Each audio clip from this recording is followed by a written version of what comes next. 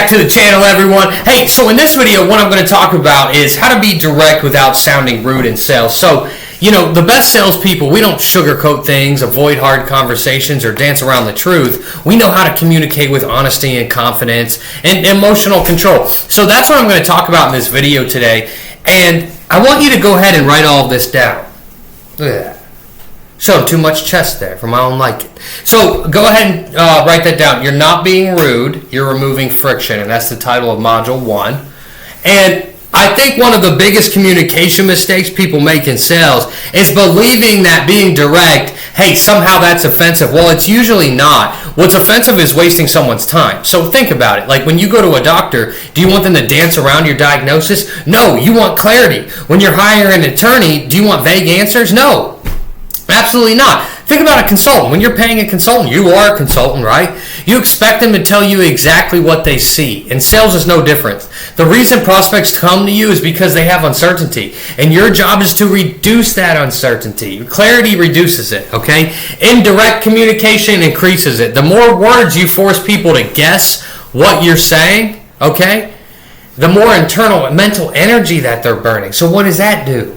Well, that causes confusion. Hey, and they call that discomfort. And then they blame you. Look, directness isn't harsh, it's efficient, okay? Your personality, your charisma is going to get them to like you, and that's what you need to realize. So Module 2, your emotions leak into your language, all right? Your title that your emotions leak into your language. And here's something I wish more salespeople understood, okay? Look, people hear your emotional state before they hear your words. Like they hear your tone, your pace, your breathing, your hesitation. All of it communicates confidence before your first sentence ever lands. Hey, if you're anxious, your language becomes defensive. You'll say things like, hey, I'm just checking in. I don't mean to bother you. I know you're busy. I just wanted to maybe see if, Notice every sentence begins by lowering your own authority. Why? Because your brain is trying to protect you from rejection. Your language always reveals what emotion you're trying to escape. Let's go to Module 3. So in Module 3, I want you to stop asking for permission to do your job, okay? And this is one of the fastest ways to lose control of a conversation. Salespeople apologize for asking questions. They hey, you apologize for following up. It's insane. You apologize for challenging assumptions. I want you to stop doing that. Look, you're there because they have a problem, and you're the guide, okay? You're guide. I want you to imagine a physical therapist saying, hey, sorry, would it maybe be okay if we exercise today? So I use that example because how nuts would that be? Okay, no, that doesn't happen. That's literally why you're there. Okay, you don't need to apologize for helping someone think. That's weird. That's what salespeople do. I don't know how else to explain it. Let's go to Module 4, okay? Emotional fitness creates communication fitness. I don't think enough people connect physical health with sales performance. Guys, they're inseparable. And I don't mean become like a crazy workout junkie. I just mean understand this. If your stress level is high, your patience gets shorter. Your listening gets worse. Like your reactions become emotional instead of intentional. And that's why I believe every salesperson needs some type of daily physical outlet, right? Go and lift weights. Go on a walk. Train jiu-jitsu. Walk with the kids. Ride a bike. Go swimming. Play basketball. Like every 20 minutes matters, okay? If I'm not moving, I need to be doing something. Movement teaches your nervous system how to recover from stress. Guys, and sales is stress. Every objection, every rejection, every ghosted follow-up. If your body never learns to recover, neither will your mind. Okay, your emotional regulation doesn't begin on the sales call. It begins long before the phone rings. All right, let's drop down to Module 5. Again, make sure you're writing all of this down. You're a fool if you're not, right? All right, Module 5. Hey, you got to speak like someone who has nothing to prove. One thing that I've noticed, the salespeople trying the hardest to sound confident usually sound the least confident. Why? Because they're performing confidence, okay? Real confidence doesn't perform. It observes, it asks, it listens. So instead of trying to impress people, just genuinely become curious, and curiosity sounds intelligent. Ego sounds loud. Just remember that. Module 6. Word tracks that instantly sound more professional. So instead of saying, I just wanted to check in, I want you to give them a call and say, hey, John, let's pick up where we left off. Boom. I'm in the game, baby. Hey, instead of saying, I don't know if this makes sense, here's what I'm seeing. So just swap them. Instead of, if you're interested, I want you to say this instead. And I think you're going to have much better results. Based on what you've shared, here's what I'd recommend. All right, instead of why didn't you move forward, walk me through what happened after we last spoke. Instead of calling them and saying, hey, are you sure? What led you to that conclusion? I want you to say that instead. Hey, instead of can you afford it, how are you evaluating this investment? Talk to me about that. Instead of you're wrong, can we look at it from another angle? So if you feel like they're wrong, instead of saying, oh, you're wrong, right? Can we look at it from another angle? Remember, language is how you close things. Hey, if they say, instead of you saying, I disagree, here's what I see differently. Well, do you notice what's happening? None of these phrases attack the person.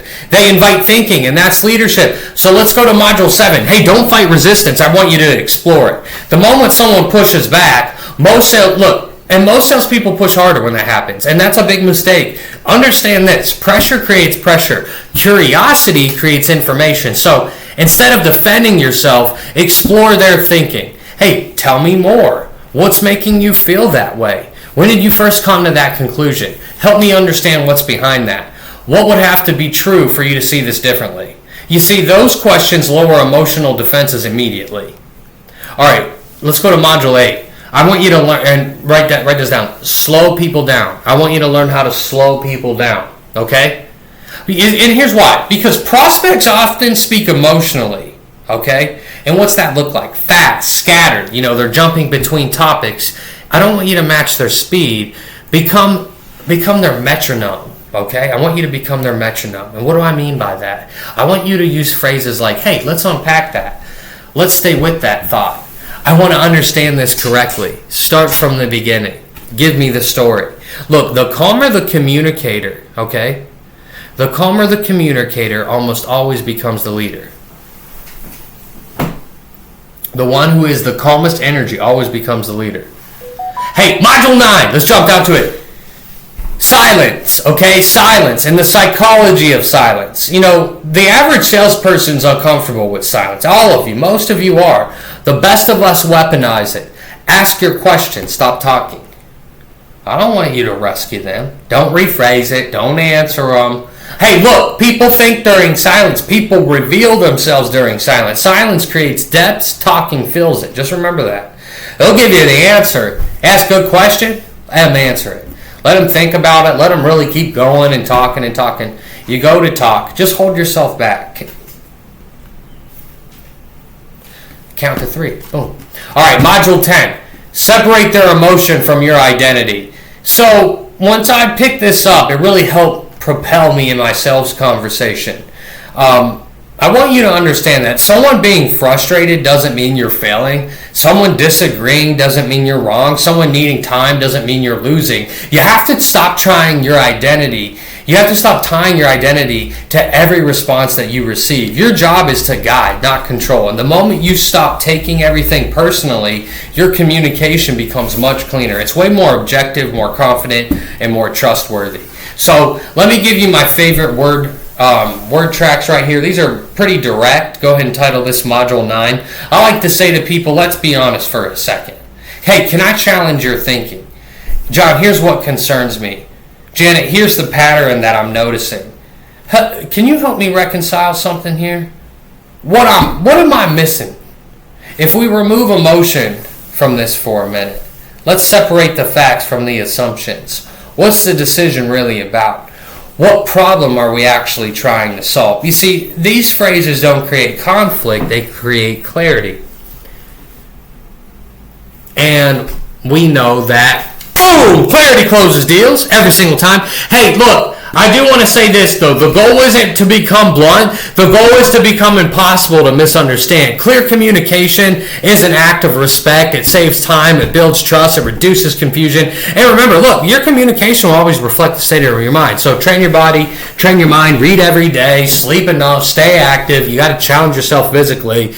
You have to become someone who can regulate their emotion, okay? And you got to get on the call, be direct, and help people solve problems. So, look, in sales, communication is everything. Make sure you like and subscribe. We'll see you in the next video.